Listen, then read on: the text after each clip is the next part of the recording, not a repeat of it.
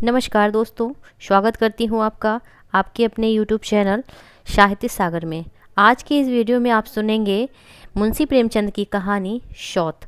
अगर आपको ये कहानी अच्छी लगती है तो वीडियो को लाइक करें और चैनल को सब्सक्राइब ज़रूर करें। तो चलिए कहानी की शुरुआत करते हैं। जब रजिया की 2-3 बच्चे होकर मर गए और उम्र ढल चली तो रामू का प्रेम उससे कुछ कम होने लगा और दूसरे ब्याह की धुन सवार हुई। आए दिन रजिया से बकझक होने लगी। रामू एक न एक बहाना खोजकर रजिया पर बिगड़ता और उसे मारता था और अंत को वह नई स्त्री ले ही आया। इसका नाम था दासी। चंपई रंग था, बड़ी बड़ी आंखें, जवानी की उम्र, पीली कुशांगी रजिया भला इस नौ युवना के सामने क्या जचती। फिर भी वह जाते हुए स्वामित्व को जितने दिन हो सके अपने अधिकार में रखना चाहती थी। तिगड़ते हुए छप्पर को थूनियों से संभालने की चेष्टा कर रही थी। इस घर को उसने मर मर कर बनाया है, उसे सहज ही में नहीं छोड़ सकती। वह इतनी बेसमझ नहीं है कि वह घर छोड़कर चीचाए और दासी राज करे। एक दिन रजिया ने रामू से कहा, मेरे पास साड़ी नहीं है, जाकर ला दो। रामू उसके एक दिन पहले दासी के लिए अच्छी सी चुनरी लाया था। रजिया की मांग सुनकर बोला, मेरे पास अभी रुपया नहीं था। रजिया को साड़ी की उतनी चाह न थी जितनी रामू और दस्या के आनंद में विघ्न डालने की। बोली, रुपए नहीं थे तो कल अपनी चहेती के लिए चुनरी क्यों लाए? चुनरी के बदले उसी दाम में 2 साड़ियाँ लाते तो एक मेरे काम ना आ जाती। रामू ने स्वेच्छा भाव से कहा, मेरी इच्छा, जो चाहूँगा करूँगा। तू बोलने वाली कौन है? अभी उसके खाने खेलने के दिन है। तू चाहती है उसे अभी से नौन तेल की चिंता में डाल दूँ? यह मुझसे ना होगा। तुझे ओढ़ने पहनने की शाद है तो काम कर। भगवान ने क्या हाथ पैर नहीं दिए? पहले तो घड़ी रात उठकर काम धंधे में लग जाती थी, अब उसकी डाह में पहर दिन तक पड़ी रहती है। तो रुपए क्या आकाश से गिरेंगे? मैं तेरे लिए अपनी जान थोड़े ही दे दूँगा। रजिया ने कहा, तो क्या मैं उसकी लौंडी हूँ कि वह रानी की तरह पड़ी रहे और मैं घर का सारा काम करती रहूँ? इतने दिनों छाती फाड़कर काम किया है, उसका यह फल मिला, तो अब मेरी बला काम करने आती है। मैं जैसे रखूँगा वैसे ही तुझे रहना पड़ेगा। मेरी इच्छा होगी रहूँगी, नहीं अलग हो जाऊँगी। जो तेरी इच्छा हो कर, मेरा गला छोड़। अच्छी बात है, आज से तेरा गला छोड़ती हूँ, समझ लूँगी विधवा हो गई। रामू दिल में इतना तो समझता था कि यह गृहस्थी रजिया की जोड़ी हुई है, चाहे उसके रूप में उसके लोचन विलास के लिए आकर्षण ना हो। संभव था कुछ देर के बाद वह जाकर रजिया को मना लेता, पर दासी भी कूटनीति में कुशल थी। उसने गम्र लोहे पर चोट जमाना शुरू कर दी। बोली, आज देवी की किस बात पर बिगड़ रही हैं? रामू ने उदास मन से कहा, तेरी चुंदरी के पीछे रजिया महाभारत मचाए हुए है। अब कहती है अलग रहूँगी। मैंने कह दिया, तेरी इच्छा जो करे सो कर। दसिया ने आंखें मटकाकर कहा, यह सब नखरे हैं कि आकर हाथ पैर जोड़े मनावन करे और कुछ नहीं। तुम चुपचाप बैठे रहो, 2-4 दिन में आप ही गर्मी उतर जाएगी। तुम कुछ बोलना नहीं, उसका मिजाज और भी आसमान पर चढ़ जाएगा। रामू ने गंभीर भाव से कहा, दासी, तुम जानती हो वह कितनी घमंडिन है। वह मुँह से जो बात कहती है उसे करके छोड़ती है। रजिया को भी रामू से ऐसी कृतज्ञता की आशा न थी। वह जब पहले की सी सुंदर नहीं, इसलिए रामू को जब अब उससे प्रेम नहीं। पुरुष चरित्र में यह कोई असाधारण बात ना थी, लेकिन रामू उससे अलग रहेगा इसका उसे विश्वास न था। यह घर उसी ने पैसा जोड़ जोड़ कर बनवाया था, गृहस्थी भी उसी की जोड़ी हुई है, अनाज का लेन देन उसी ने शुरू किया। इस घर में आकर उसने कौन कौन से कष्ट नहीं झेले, इसलिए तो कि पौरुख थक जाने पर एक टुकड़ा चैन से खाएगी और पड़ी रहेगी। और आज वह इतनी निर्दयता से दूध की मक्खी की तरह निकाल कर फेंक दी गई। रामू ने इतना भी नहीं कहा, तू अलग नहीं रह पाएगी। मैं या खुद मर जाऊंगा या तुझे मार डालूंगा, पर तुझे अलग ना होने दूंगा। तुझसे मेरा ब्याह हुआ है, हंसी ठट्टा नहीं है। तो अब रामू को उसकी परवाह नहीं, तो वह रामू को क्यों परवाह करे? क्या सभी स्त्रियों के पुरुष बैठे होते हैं? सभी के माँ बाप बेटे पोते होते हैं। आज उसके लड़के जीते होते तो मजाल थी कि यह नई स्त्री लाते और मेरी यह दुर्गति करते। इस निर्दयी को मेरे ऊपर इतनी भी दया न आई। नारी हृदय की सारी परश्वता इस अत्याचार से विद्रोह करने लगी। वही आग जो मोटी लकड़ी को स्पर्श भी नहीं कर सकती, फूस को जलाकर भस्म कर देती है। दूसरे दिन रजिया एक दूसरे गांव में चली गई। उसने अपने साथ कुछ ना लिया। जो साड़ी उसकी देह पर थी वही उसकी सारी संपत्ति थी। विधाता ने उसके बालकों को पहले ही छीन लिया था, आज घर भी छीन लिया। रामू उस समय दासी के साथ बैठा हुआ आमोद विनोद कर रहा था। रजिया को जाते देखकर शायद वह समझ ना सका कि वह चली जा रही है। रजिया ने यही समझा। इस तरह तौरों की भांति वह जाना भी नहीं चाहती थी। वह दासी को, उसके पति को और सारे गांव को दिखा देना चाहती थी कि वह इस घर से धेले की भी चीज़ नहीं ले जा रही है। गांव वालों की दृष्टि में रामू का अपमान करना ही उसका लक्ष्य था। उसके चुपचाप चले जाने से तो कुछ भी ना होगा। रामू उल्टा सबसे कहेगा, रजिया घर की सारी संपदा उठा ले गई। उसने रामू को पुकारकर कहा, संभालो अपना घर, मैं जाती हूँ। तुम्हारे घर की कोई भी चीज़ अपने साथ नहीं ले जाती। रामू एक क्षण के लिए कर्तव्य भ्रष्ट हो गया। क्या कहे, उसकी समझ में नहीं आया। उसे आशा ना थी कि वह यूँ जाएगी। उसने सोचा था कि जब वह घर ढोकर ले जाने लगेगी तब वह गांव वालों को दिखाकर उनकी सहानुभूति प्राप्त करेगा। अब क्या करे। दसिया बोली, जाकर गांव में ढिंढोरा पीट आओ, यहाँ किसी को डर नहीं है। तू अपने घर से ले ही क्या आई थी, जो कुछ लेकर जाएगी। रजिया ने उसके मुँह न लगकर रामू ही से कहा, सुनते हो अपनी चहेती की बातें, फिर भी मुँह नहीं खुलता। मैं तो जाती हूँ, लेकिन दस्सो रानी, तुम भी बहुत दिन राज ना करोगी। ईश्वर के दरबार में अन्याय नहीं फलता। वह बड़े बड़े घमंडियों को घमंड चूर कर देते हैं। दसिया ठट्ठा मारकर हंसी, पर रामू ने सिर झुका लिया। रजिया चली गई। रजिया जिस नए गांव में आई थी वह रामू के गांव से मिला ही हुआ था, अतएव यहाँ के लोग उससे परिचित थे। वह कैसी कुशल गृहिणी है, कैसी मेहनती, कैसी बात की सच्ची, यह यहाँ किसी से छिपा ना था। रजिया को मंजूरी मिलने में कोई बाधा ना हुई। जो एक लेकर दो का काम करे, उसे काम की क्या कमी। 3 साल एक रजिया ने कैसे काटे, कैसे एक नई गृहस्थी बनाई, कैसे खेती शुरू की, इसका बयान करने बैठे तो पोथी हो जाए। संचय के जितने मंत्र हैं, जितने साधन हैं, वे रजिया को खूब मालूम थे। फिर अब उसे लाग हो गई थी। वह लाग में आदमी की शक्ति का वारा पार नहीं रहता। गांव वाले उसका परिश्रम देखकर दांतों उंगली दबाते थे। वह रामू को दिखा देना चाहती थी, मैं तुमसे अलग होकर भी आराम से रह सकती हूँ।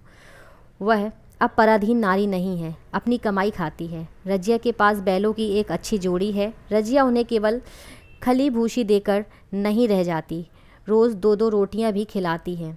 फिर उन्हें घंटों संभालती। कभी कभी उनके कंधों पर सिर रखकर रोती और कहती, अब बेटे हो तो पति हो, तुम ही हो। मेरी जाल अब तुम्हारे ही साथ है। दोनों बैल शायद रजिया की भाषा और भाव समझते हैं। वे मनुष्य नहीं, बैल हैं। दोनों सिर नीचा करके रजिया का हाथ चाटकर उसे आश्वासन देते हैं।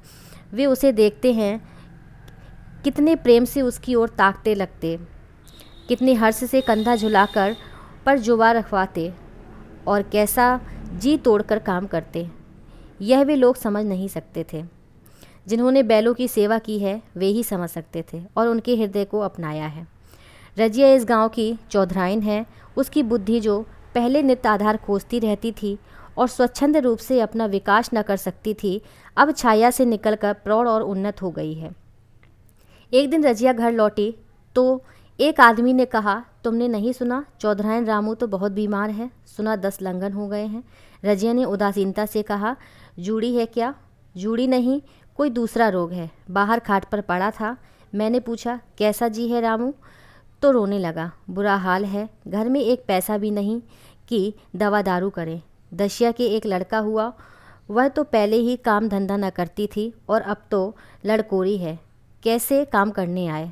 सारी मार रामू के सिर जाती है। फिर गहने चाहिए, नई दुल्हनियाओं, कैसे रहे।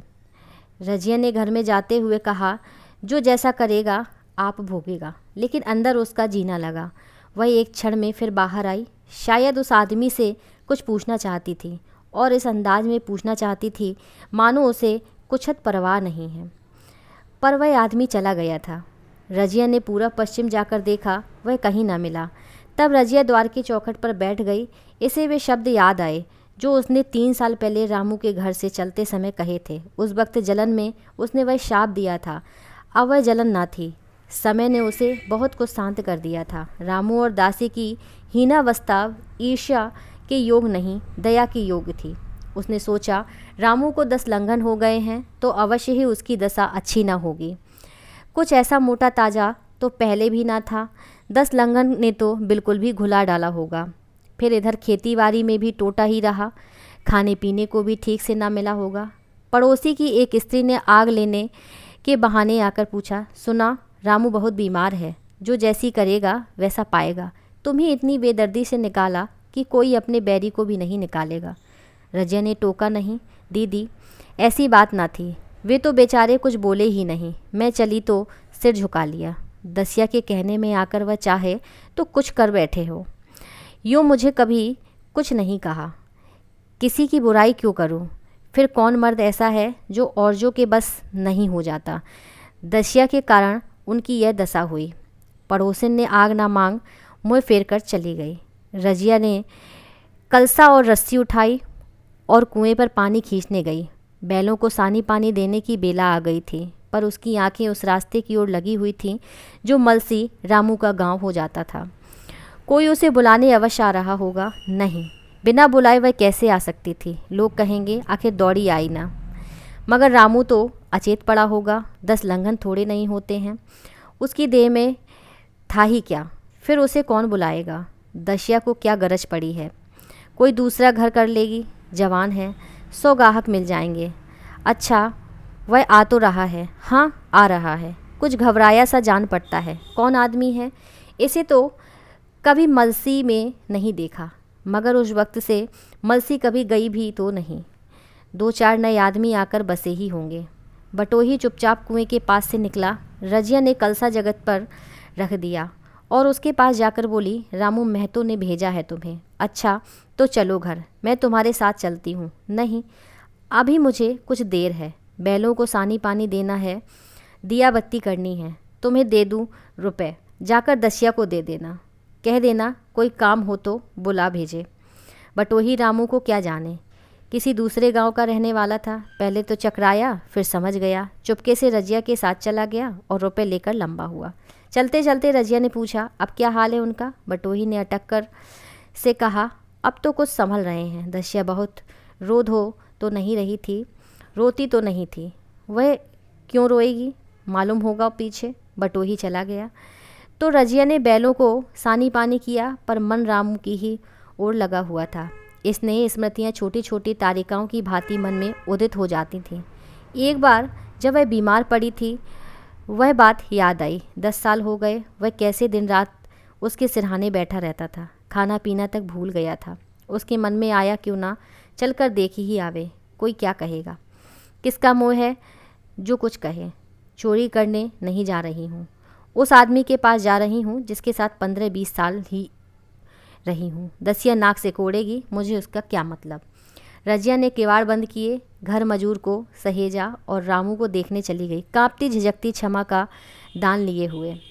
रामू को थोड़े ही दिनों में मालूम हो गया कि उसके घर की आत्मा निकल गई, और वह चाहे कितना जोर करे, कितना ही सिर खपाए, उससे स्फूर्ति नहीं आती। दासी सुंदरी थी, शौकीन थी और फूहड़ थी।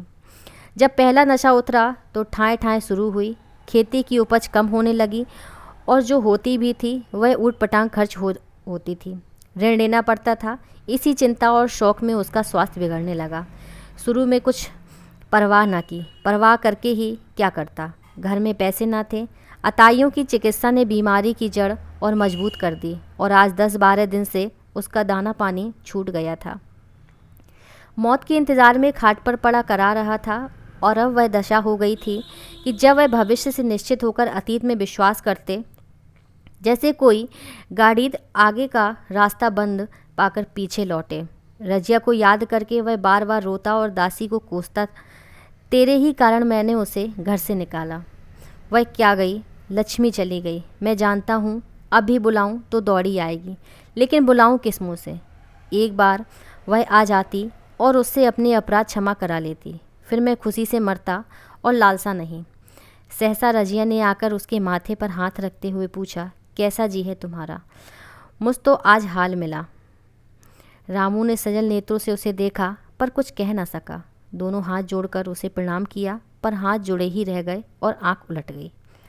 लाश घर में पड़ी थी। रजिया रोती थी। दसिया चिंतित थी। घर में रुपए का काम नहीं, लकड़ी तो चाहिए ही। उठाने वाले भी जलपान करेंगे ही। कफन के बगैर लाश उठेगी कैसे? 10 से कम खर्च न था यहाँ। घर में 10 पैसे भी न थे। डरी रही थी कि आज गहन आफत आई। ऐसी कीमती उभारी गहने ही कौन थे? किसान का विषाद ही क्या? 2-3 नग बेचने से 10 मिल जाएंगे, मगर और हो ही क्या सकता था। उसने चौधरी के लड़के को बुलाकर कहा, देवर जी, यह बेड़ा कैसे पार लगे? गांव में कोई धेले का भी विश्वास करने वाला नहीं है। मेरे गहने हैं, चौधरी से कहो इन्हें गिरो रखकर आज का काम चलाए। फिर भगवान मालिक है, रजिया से क्यों नहीं मांगूंगी? वो कहते हैं रजिया से क्यों नहीं मांग लेती। सहसा रजिया आंखें पोंछती हुई आ निकली। कान में भनक पड़ी। पूछा, क्या है जोखू? क्या सलाह दे रहे हो? अब मिट्टी उठाओगे कि सलाह की बेला है? हाँ, उसी का सरंजाम कर रहा हूँ। रुपए पैसे तो यहाँ होंगे नहीं, बीमारी में खर्च हो गए होंगे। इस बेचारी को तो 20 मझधार में लाकर छोड़ दिया। तुम लपक कर उस घर चले जाओ भैया, कौन दूर है। कुंजी लेते जाओ। मंजूर से कहना भंडार से 50 रुपये निकाल दे। कहना ऊपर की पटरी में रखे हैं। वह तो कुंजी लेकर उधर गया। इधर दसिया राजो के पैर पकड़कर रोने लगी। बहनापे के ये शब्द उसके हृदय में बैठ गए। उसने देखा रजिया में कितनी दया, कितनी क्षमा है। रजिया ने उसे छाती से लगाकर कहा, क्यों रोती है बहन? वह चला गया, मैं तो हूँ। किसी बात की चिंता न कर। इसी घर में हम और तुम दोनों उसके नाम पर बैठेंगे।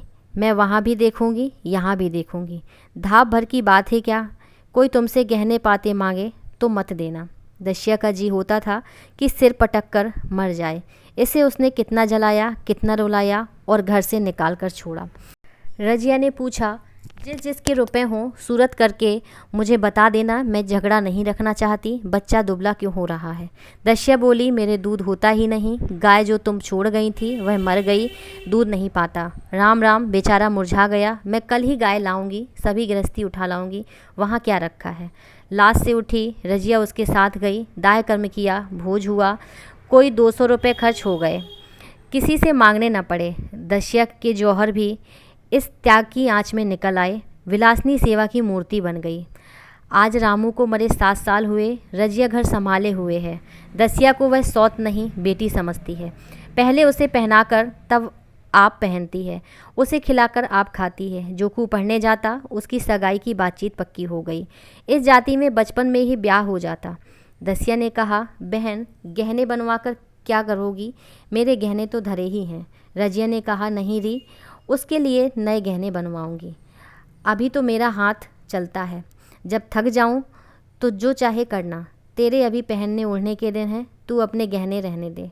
9 ठकुर सोहाती करके उससे बोली, आज जोखू के बाप होते तो कुछ और ही बात होती। रजिया ने कहा, वे नहीं हैं तो मैं तो हूँ। वे जितना करते मैं उसका दुगना करूँगी। जब मैं मर जाऊँ तब कहना जोखू का बाप नहीं है। ब्याह के दिन दसिया को रोते देखकर रजिया ने कहा, बहू तुम क्यों रोती हो? अभी तो मैं जीती हूँ। घर तुम्हारा है, जैसे चाहो रहो। मुझे एक रोटी दे दो बस, और मुझे क्या करना? मेरा आदमी मर गया, तुम्हारा तो अभी जीता है। दसिया ने उसकी गोद में सिर रखा और खूब रोई। जी जी, तुम मेरी माता हो। तुम ना होती तो मैं किसके द्वार पर खड़ी होती? घर में तो चूहे लौटते। उनके राज में मुझे दुख ही दुख उठाने पड़े। सुहाग का सुख तो मुझे तुम्हारे राज में मिला। मैं दुख से नहीं रोती, रोती हूँ भगवान की दया पर कि कहाँ मैं और कहाँ यह खुशहाली। रजिया मुस्कुराकर रो दी।